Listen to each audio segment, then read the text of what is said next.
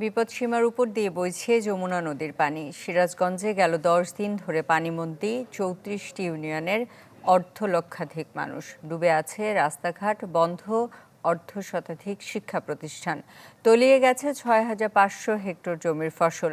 বন্যা দীর্ঘ হওয়ায় দুর্ভোগের শেষ নেই দুর্গত এলাকার মানুষের। টাঙ্গাইলেও বাড়ছে যমুনা ও ধলেশ্বরী নদীর পানি। এতে ডুবে আছে ঘরবাড়ি ও ফসলি জমি, রাস্তাঘাট। কুড়িগ্রামে অপরিবর্তিত বন্যা পরিস্থিতি। পানিবন্দী ৪ উপজেলা, ৩০টি ইউনিয়নের লক্ষাধিক মানুষ। এদিকে ভারী বৃষ্টি না হওয়ায় কমেছে সুনামগঞ্জের নদ নদীর পানি।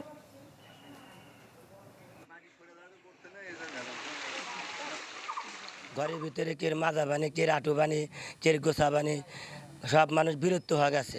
শিল্প কারখানা তোলা গেছে, মানুষের কাজ কাম বন্ধ। অনেক দূরে দূরের লোকের রাস্তা হলো এটা।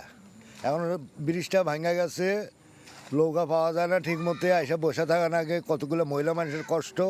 আমাদের যদি এই সিরাজগঞ্জ চায়নাবাদ থেকে শুরু করে এই রাজপোল মানে মোহনপুরের পূর্ব পাশ দিয়ে যদি একটা বেড়িবাঁধ হয়, তাহলে আমরা মনে করেন যে ভোগান্তি থেকে মুক্ত পাবো।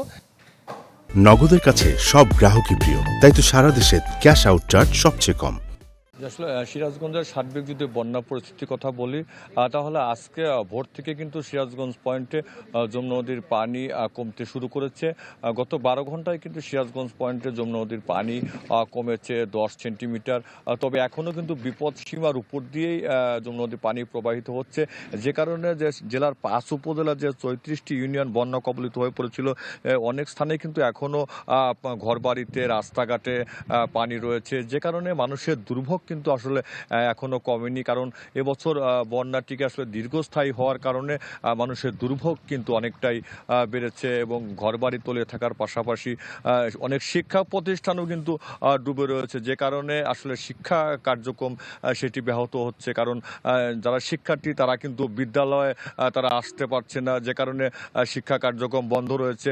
আমরা কথা বলেছিলাম শিক্ষা বিভাগের সঙ্গে, তারা যেটি বলছে যে যমুনা নদীর দুর্গম চরাঞ্চল এবং নিম্নাঞ্চলের যে বিদ্যালয়গুলো সেগুলো বন্ধ থাকার কারণে আসলে শিক্ষার্থীরা রাস্তাঘাট তলিয়ে থাকার কারণে কিন্তু তারা আসতে পারছে না, যে কারণে ভোগান্তি হচ্ছে। এবং ত্রাণের কথা যদি বলি, তাহলে জেলা প্রশাসকের পক্ষ থেকে কিন্তু যেটি বলা হচ্ছে যে ৩৫টি ইউনিয়নের যে বন্যা দুর্গত তাদের মাঝে কিন্তু ত্রাণ সামগ্রী আসলে বিতরণ কার্যক্রম চলছে।